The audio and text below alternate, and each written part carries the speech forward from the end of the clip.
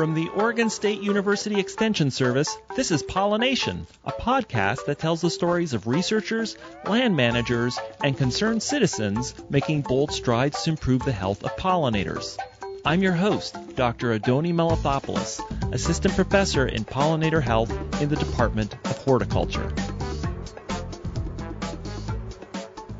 2006 and 2007, beekeepers started to notice a very odd thing with their honeybee colonies, colony collapse disorder, where a large portion of the workforce literally disappeared, leaving behind the queen, diminished workforce, and all of the immature stages of the brood. Now, this crisis set in motion one of the most remarkable stages in the history of honeybee science. We've seen a whole lot of new research and immense leaps in our understanding of things like honeybee viruses, things like honeybee behavior, breeding of honeybees. And to take stock of all this, I've invited Jay Evans onto the show. Now, Dr. Evans is the research leader for the U.S. Department of Agriculture's Bee Research Laboratory in Beltsville, Maryland. And he's recently written a book titled Beeoptimism: Translational Research Can Rescue Honeybees and Other Pollinators. Bee researcher Marla Spivak at the University of Minnesota says, quote, "The title of this book reveals all. Jay Evans approaches science and life with clarity and optimism. Every essay in this book is concise yet funny and rich in content." She goes on to say, Jay remains firmly rooted in the beeoptimism movement. For his scientific mind, the unknown is full of possibilities. I'm going to explore these possibilities with Dr. Evans today on Pollination.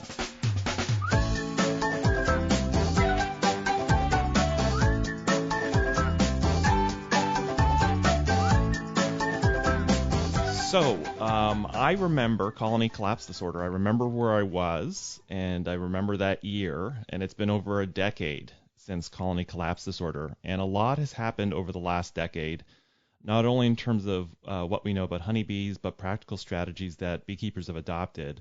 Now, your new book, Beeoptimism, is a reflection on this journey. I want to ask you to start.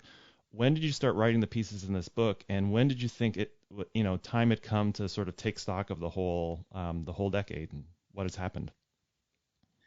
Sure. Yeah. Well, I started writing these as essays or short pieces in Bee Culture magazine at the end of 2016. So you're right. That was almost precisely 10 years since the first commercial beekeepers recognized this odd phenomenon that came to be called colony collapse disorder. And that was one of two events from 2006 and 2007 I'd reflected on over that time. One was colony collapse disorder. And I'm a believer that it is a thing, an undefined thing perhaps, but it did happen to real beekeepers and was pretty devastating for many of them. And yet, 10 years later, we're still kind of working around the edges of solving what many factors caused that. And so part of it was to reflect on the research since that time, which has been immense. There's been a lot of interest, a lot of efforts by many people, and trying to find out if we had really, declared victory on that. And I concluded that we hadn't, and for the reason that we still see high colony losses, and while not presented quite the same way, they're still sudden in some cases and scary in all cases. So that was one reason. The other event that in the research world that I think was a sort of seminal event from that year was the Honeybee Genome Project kind of came to fruition, and I was very lucky enough to get to be in the right place at the right time and get involved with that. So I think that gave a blueprint, a sort of map of bees, but that's about it. It gave this kind of core of what a bee was made of in a sense. But our hopes at that time, especially those of us in kind of applied sciences, was that resource would really help diminish the sorts of losses that were happening. And I'd say over time, we're still having challenges with beekeeping, stresses and disease. So I think that's been a great resource, but I also thought of it as a time to kind of think back of how has that been used? What are the successes there, but also how we could use it better. So those two are kind of things in the back of my mind. And then maybe more personally, most importantly, I felt after at that point about almost 20 years in bee research, that it was probably about time to really kind of connect the dots on some research, not just from our own lab, but from other places, and try to look at the very practical connotations and, kind of explain to beekeepers, but also listen to beekeepers on what their needs were and such. And so it was almost out of guilt, as it were, over not having all the answers on bee health, and just hoping that maybe by connecting the gardeners, the beekeepers, those communities to research, and this is research around the world, not certainly from our group here entirely, or in large part, these are projects from really every continent, to try to connect those and maybe tease apart from very recent studies what was coming down the road for bee health. The front cover of the book has a bee that looks like it's doing something like a waggle dance, but the squiggly line is in some sense meant to be a metaphor, I suppose, for the kind of these big discoveries and then trying to digest their possibilities.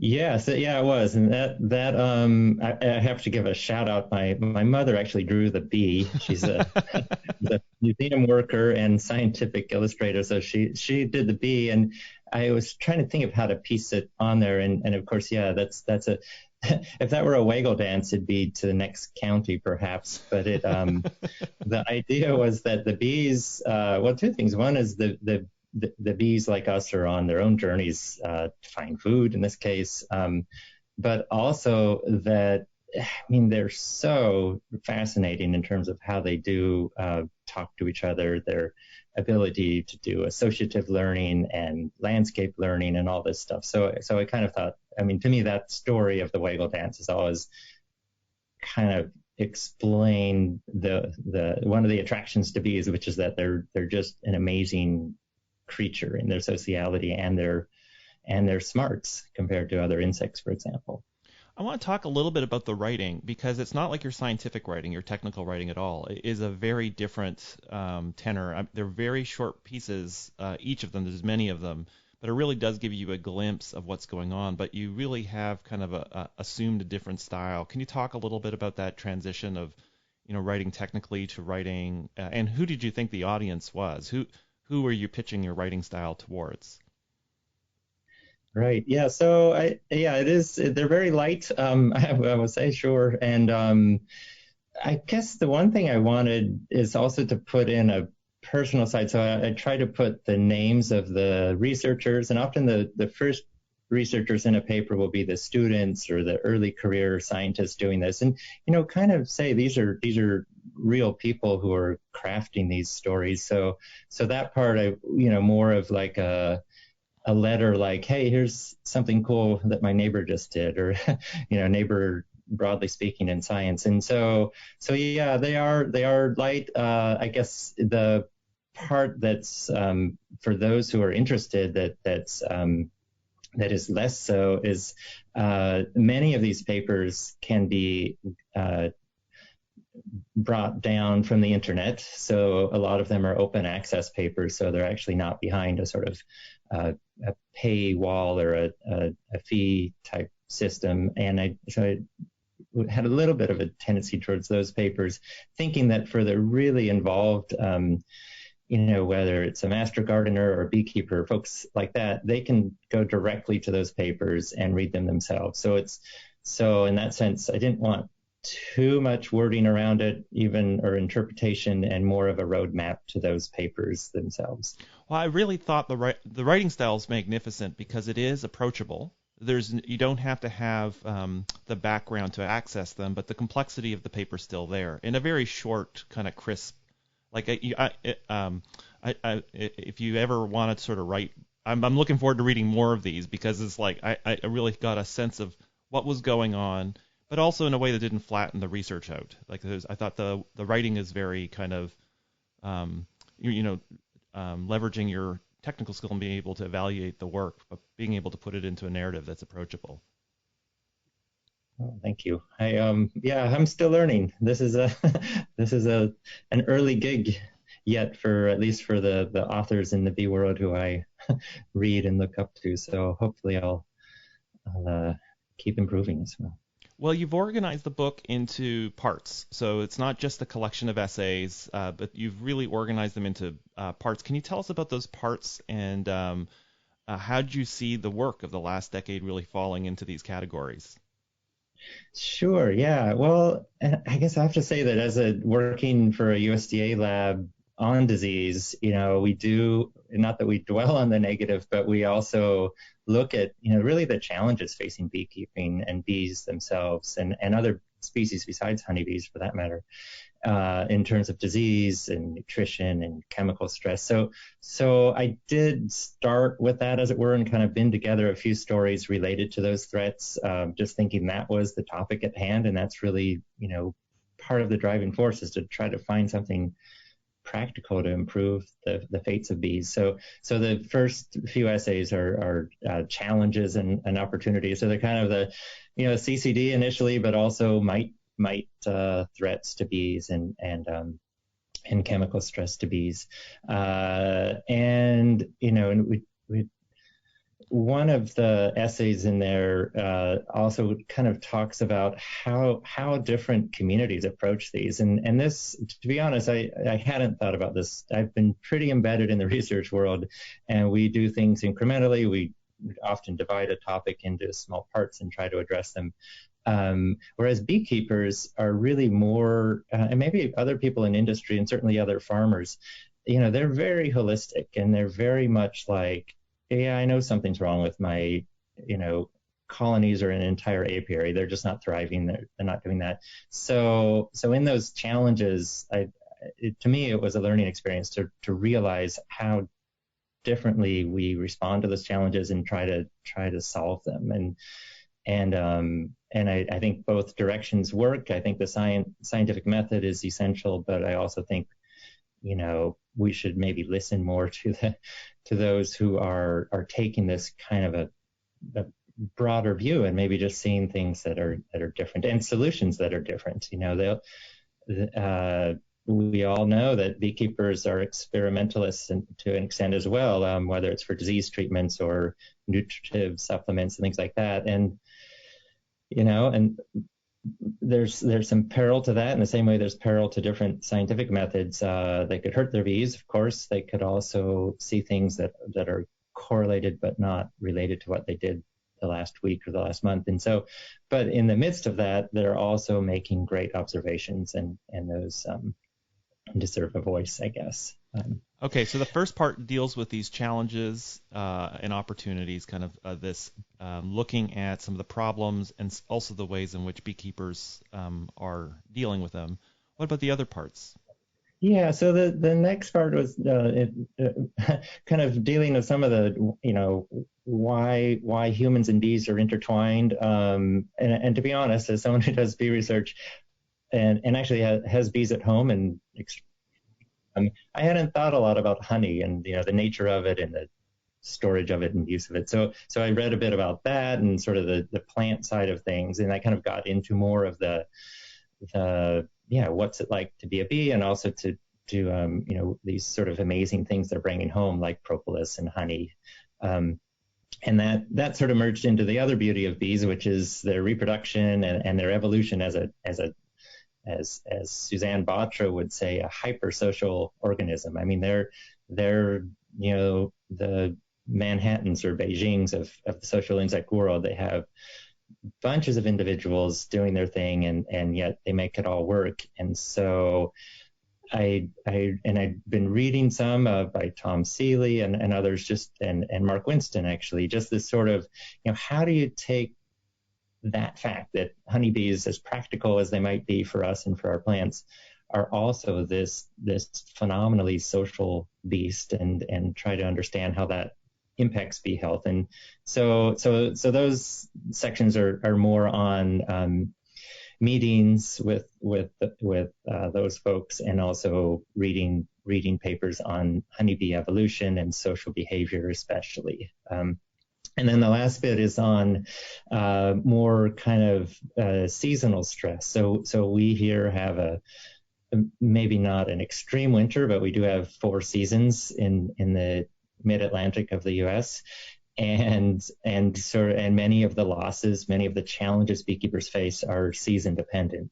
At one level, overwintering is, of course, but also, we have challenges late summer. There's not a lot of forage. There's yellow jackets. There's things like that. So I guess the last bit was more looking at how that seasonality affects bees, maybe what beekeepers could do to mitigate challenges, and then also what our climate now and in the future, how that impacts honeybees especially. So I guess that's how they fell out, and they were not written in such an orderly form. I often will just kind of look through the papers coming out in a certain month or a couple months before, and just choose a topic based on what's kind of flowing past from the journals. So I did not set out at all in writing these to write very thematically like that, and then just decided at the end that's how they, in my mind, had fit together the motivations to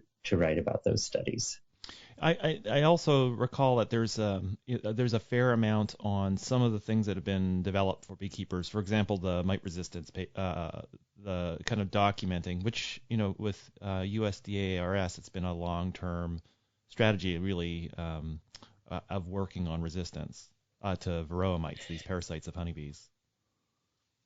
Yes, I just think there's so much exciting work, whether it's hygienic behavior or suppression of mite reproduction, all of these traits, and yet they're hard to get into populations, they're hard to keep in populations. So I still think that's the kernel of research that boy, if we can't use the genome tools and the careful breeding and instrumental insemination at this point to really improve the stock, as well as small scale breeders who are really focused on enhancing those traits, we won't be able to. So I think it's really exciting, just the tools that are available, but also the efforts by many conscious breeders to make this happen. And there's going to be, I think, major breakthroughs, these sort of on-off switches that are discovered by chance that really stop varroa. So I'm hopeful. Now, I imagine with some of these essays, you probably hadn't seen them for a while, and having the book laid out in typeset, you've been able to read through kind of maybe pieces you hadn't looked at for a while. Did anything strike you in sort of reading through this kind of assessment of the state of bee research on a regular basis that you've been doing for the past few years? I guess I see different groups, and whether they're working on propolis coming into the hive or other natural parts of the bee environment, better pollen nutrition, for example. I saw a real connection there in terms of research, and that was neat, just to see how some people take a genetic approach to see how healthy the bees are. Others will look at microbe levels or just survivorship and such. And so it's sort of fun looking back just to see that the people working at the organism or even the colony level are making some of the same discoveries, I guess, as those who are trapped in the lab, which is where, and I'm largely now an indoor biologist, so I feel like I'm on the constant temperature lab side of things, and at the same time, I think we are finding results that look at least somewhat like the more difficult and very impactful studies and I'm thinking of the studies in the Dakotas, Clint Otto and colleagues at USGS and USDA colleagues and university colleagues like Matt Smart, who's at Nebraska now. Those sorts of studies where landscape studies. Yeah, Yeah. trying to, how do you, not just how do you manage land, but yeah, what does it all mean for bee survivorship and productivity, honeybees and other bees for that matter. And so, yeah, I really enjoyed reading those the first time, certainly. I'm not sure if I learned more reading my own essay on them because those fields have probably advanced in a couple years too. So I'm keen to follow those sorts of fields. And honestly, I hadn't, kept up on them. There's, as I mentioned at the start, we get trapped in our own visions of what's going to really be a breakthrough, and not realizing that maybe that's the breakthrough and I would be toward the second half of the research community to recognize this perhaps, and maybe further back in the bee community. But the breakthrough might be that, boy, bees just need bunches of healthy flowers, and we can sit back and they'll be back to their normal good ways. So if I get this straight, the one thing that sort of struck you kind of looking back over this period is the way in which studies that were going from very different directions were converging on very similar it kind of gives you a little confidence that if you're going from the bench top or the landscape level and you're coming to the same answers, that there's because I imagine in science there's always a kind of a nagging doubt, or you wouldn't be a scientist, that things aren't quite, reflecting reality. Right, yeah. And I guess the other, maybe related to that, if you look at those studies, there might be 5 or 6 people involved, and one person might be doing the hive monitor or the RFID tags, and the computer science needed to interpret all Ah, this flow of information coming in. And then the other, a couple of people might just be really, really insightful in bee behavior or forage. And so yeah, and as you've seen too, I'm sure the research papers in honeybees these days involve 5 or 6 people, and it's really hard to kind of have individuals spanning too far beyond their own field of study. But there's been great collaboration in many of those studies where people have brought what they were trained in to the table, but also their openness to kind of work with someone who's far afield from what they might have started out studying. okay, well, let's take a quick break and I want to come back and talk about what you think some of the key discoveries were over the last decade. So we'll be right back. Yeah, great.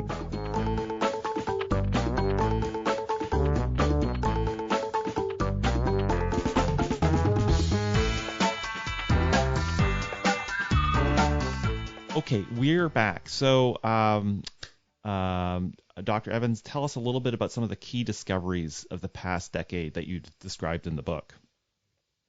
Sure. Yeah. Well, I think they again fall into both organismal discoveries, mostly with genetics, or maybe chemistries and how they affect individual bees. We've learned a lot about pesticide stress on honeybees and maybe what they can and can't do to counter it. We've learned a lot about immunity in the down to the cellular level, so really fine scale stuff. But then we've made huge advances, and this is we as in the the world of research and beekeepers combined, in colony level and landscape level things. So after CCD, there was wide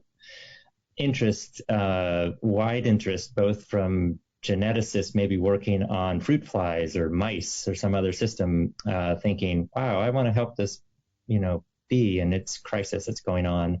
They came into the fold. There were also people doing landscape level work, not just in row crops and tree crops, but in roadways and all of this. And they, and I've tried to highlight a few of those studies in these essays, but boy, there's this huge dynamic field of many of the top bee researchers looking at how a simple change in forage availability or seasonality can help local bee health. So all of that, that those fresh brains, I guess, coming into the mix and the funding to do that, I think really came in strong in the last 10 years. So we're just seeing a lot of new insights into how to study bees for one thing, and the tools available, but also just people who had different training who decided they wanted to help out honeybees and other pollinators. At the So it's break, been yeah, exciting. no, at the break we were talking about this, that there is a kind of way in which there was work on bee forage, but it was never at the level of landscape. There were all sorts of accounts of bee flowers and their nectar production, but never the connection between forage and colony health outcomes. Or we were talking about in the field of virology, there was one very well known book that was sort of um, work from the 70s and 80s, but really virology was a very poorly studied area in honeybee science. That's right. Yeah. And some of that is from technical breakthroughs like genetics, where we can now measure, to high precision how many copies of a certain virus is in a bee or in a colony. And then on the landscape level, of course, we can identify pollens through microscopy or also sometimes through genetics. And so there's tools available, but I think what we had both come to realize is also just the talent, maybe the funding for more positions, and a lot of new scientists coming on board who have this passion for bees, and they bring their own talents, whether it's computer science or GIS or mapping or toxicology into the fold, and that has given this huge burst to research in terms of kind of tackling these big issues. The other sort of, to me, fascinating breakthrough is in monitoring, and I say this as someone who doesn't do a bit of this in my own research, but the ability to track a bee as she comes in and out of the hive, to measure the weight of her as she alights on the front board of a colony, and take a snapshot so we know if she has pollen or not, things like that. I mean, these are incredible technologies, and they're really driving the knowledge of how to integrate the environment into the hive in some ways. So I find myself drawn to those papers because one could not have imagined that level of detail, 5 years ago even. So those have been really neat. Well, with all of this kind of culminating and kind of, in some sense, starting to bear real fruits for beekeeping, you end the book with 5 things to be optimistic about looking forward, and 5 initiatives that exemplify what this is, how this might come about. Can you talk a little bit more about this, about the title of the book, Be Optimistic? What is there to be optimistic about? Well, and I think one of them, 2 out of the 5, I guess I just touched on, is the new, just the new interest and the new folks coming into the field, both in research and as beekeepers. So there's a great energy right now, and hopefully that can sustain itself. And then these tools for monitoring that way. What I really like, and what's actually in both of those lists, is these consortia or government or non-government bodies that are collecting data on bees. And this is the Bee Informed Partnership. And also the USDA has their National Agricultural Statistics Service. And then just recently is Beescape, which is initiated from Penn State University, but is aiming to be nationwide. And then many, many states, including your own university, are looking at efforts to integrate results across their region, and that I don't remember that happening. Of course, we've had the colony count survey and honey production surveys from USDA for decades, and those have been very useful. But doing everything from disease loads to surroundings of apiaries in terms of nutrition and stress, that's just, I think, going to really help resolve some of the challenges to beekeeping and to the fates of other bees besides honeybees. So that to me is reason to be optimistic. One side that we have, I guess, a bandwagon we eagerly leapt upon is sort of looking at the a range of novel treatments for things like viruses that have not had to date a real, therapeutic strategy. We can tell beekeepers, wow, you have a bunch of viruses, and other than maybe reducing stress and mite loads, we can't do much for them. So there's been a lot of work from natural, nectar compounds in plants to possibly probiotics and such, looking at new therapies for bees that are safe and in often cases are available. Maybe even in the forage decisions they're available. So that's and yeah, I guess the optimism is that all of these people are caring about bees and are very vocal about it. So they're doing what they can, both in their own beekeeping to carefully manage their hives, but also in their environment. So I think you've got some great initiatives at the back. That, of course, the Be Informed project, but you were also there was an example of somebody who had like a GoPro camera on a clover patch and sort of like just spread it out of the ground in an initiative to track bees. So, and maybe this, I'm sure researchers, we get contacted by many people with sort of ideas in the field for what's hurting their bees, but also solutions. And I was contacted by a gentleman in Indiana who very cleverly, and he came to it from, again, from outside the fold. He's ironically a bug exterminator and a landscaper. and he too, reads the news, watches the news on TV, and saw the bees were in trouble, and came to the conclusion that the part of that trouble was driven by his trade, not just the chemicals from exterminating, but also relentlessly mowing lawns. And there's been, of course, as you know and have promoted, there's been an uptick in convincing people to not mow their lawns and treat with broadleaf herbicides so relentlessly, to let flowers come up.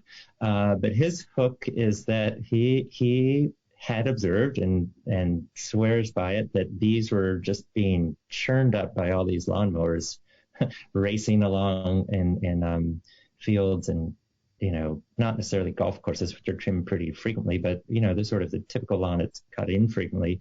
And he came up with a sort of a cattle guard for bees that goes on the front of mowers. And so to me, that was like, like it could only have been invented by someone who wasn't, trained in bees per se, or wasn't at a university or USDA. It was just someone who kind of was like, wow, I'm part of the problem, and this might help me be less of a part of the problem. So I thought that was really fun, and I'm sure there are dozens of ideas like that people are circulating from inside and outside the bee world.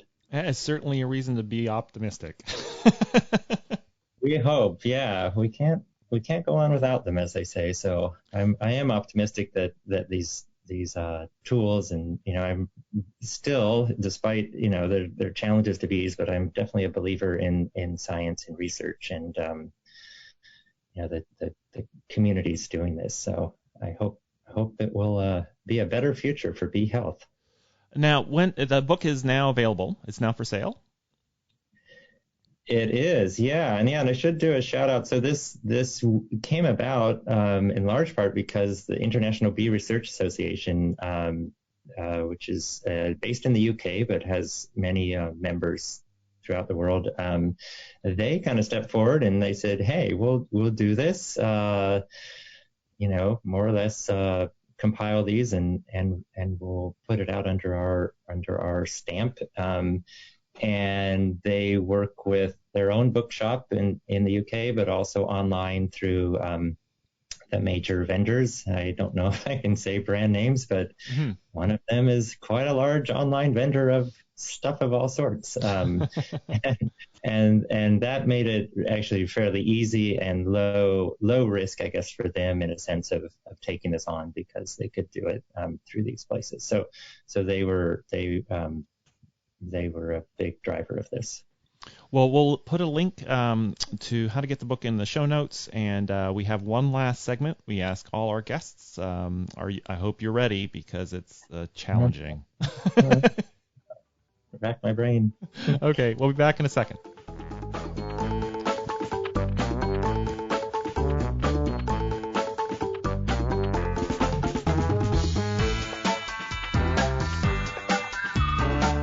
Okay, we are back. I'm so curious. As a book author, if you have book recommendations, you must have like a really wicked honeybee library too. So, is there any book that you sort of maybe as you were writing were thinking about, or I was. I mean, I've thought again, of course, of the very thoughtful books on science and bees from Mark Winston, Tom Seeley, and Tammy Horn Potter. It just sort of how to connect the fields of these, advances with the realities of being on the ground. And the book that I've gotten in the last year that's really sunk into me is a Tom Seeley book, and it's the Following the Wild Bees: The Craft and Science of Bee Hunting. And I guess what sort of struck me about it, and I am not a bee hunter in the field per se. I can recognize a swarm, but is one of the huge attractions to bees is this long-standing connection with humans, whether we were pulling honey from logs or tracking colonies with the help of birds, however we did it. And so he brings that to the fore in this sort of human connection to it in a way that's I think should be a hobby for many people, where you can kind of deliberately find bees in nature. And maybe you'll attract yourself to your neighbor's Langstroth hive, but maybe you'll find a bee in a hollow tree somewhere. So I really enjoyed that book. And it does raise one of these other things about honeybees, is that they've also been the object not only of industry and of hobby, but they have been an object of natural history. All the classic work on the dance language, and people are really fascinated with bees, and something like bee lining is something that anybody can do and learn about. Not just the bees that are in boxes, but the bees that have become feral in your area. That's right. Yeah. Okay, so the next question I have for you is, do you have a go-to tool? Well, okay. So as a honeybee aficionado, I do have to say the hive tool, and I have actually I have my favorite one is a sort of hook-shaped tool, but it's fairly light, and I tend to be a real klutz, and so I've broken top bars and such to an embarrassing degree over the years, as the other folks in the lab here will attest. So this one it has a nice little wood center handle on the metal too, but really? It kind of has it has a nice light feel, so I can pry stuff and get between bars, but I can't break anything, crowbar them out. So that's the one that I prefer to use, and if I can find it, which it's either in the shed or in the house or in some jacket, or so I have others that stand in for it, but it's my favorite. So let me get this straight. It's light. Where's the wood? The wood it's actually on either side. So if you picture the sort of totally forged flat hive tool, like with a hook on the end, the wood is just the middle 4 inches between the chisel end and the hook end, and it's just about a 1/4 inch thick. It's not much, but it's enough to kind of give it a nice feel. That's fancy. Oh, sounds so great. I'll send you a picture. Absolutely. I got it at some bee meeting. I wish I knew. I don't remember where. That is one of the things about bee wares, is sometimes you find something from Eastern Europe at a bee meeting, like a suit, or I have these sheriff gaiters that they don't make anymore, that are kind of leather with a zipper. And for heaven's sakes, I would give my right arm for another pair, because they're starting to fall apart. But it's one of those one-offs. It's like, why can't I find that again? Very cool. Well, the last question we have for you, as head of the unit at Beltsville, answer very carefully. Do you have a favorite pollinator? I am obligated to tell you, but it is the honeybee. I will admit, but I think if you think back, so I am not as maybe expressed by my naivete on some levels. I was trained not in honeybees. I actually worked with ants in the sort of ecology and genetics of ants. And in the midst of that, that was mostly in Colorado, but I was doing a postdoc in Georgia, and I happened to, it was a friend of a friend named Elizabeth Smith, was taking Keith Delaplane's, initial starting beekeeping class on campus at the University of Georgia. And I never met Keith. I met him like 5 or 6 years later. So I didn't know who this mysterious person was, but she took me down to her little established package in a colony, and we opened it up and checked it out. And I just remember thinking, wow, not only is it so much easier to study an organism that's not buried in the dirt like an ant, but it's truly beautiful, and it was, obviously it's May or June, the bees are gentle and small and they're bringing in food. So it was kind of a perfect time to be introduced to a beehive, but it was very, very formative. And then about a year later, I wrote a grant to do a bee project. So that was the beginning of my sort of trip down the bee road. And and it really was, I had the kind of the confidence or the drive to do that grant proposal because I had actually seen the inside of one beehive in one bee yard once. And that was it. Wow, that's great. So your first bee colony was in Colorado? No, this was in Athens, Georgia. My aunt days were in western Colorado and Utah. So I spent 10 years studying ants, actually, which is beautiful and I loved as well. But bees won the day at the end of the day. So. Well, and I have to say, Dr. Delaplane's, because you can see the beekeeping courses online, he looks very young. He looks like he's 10 or something.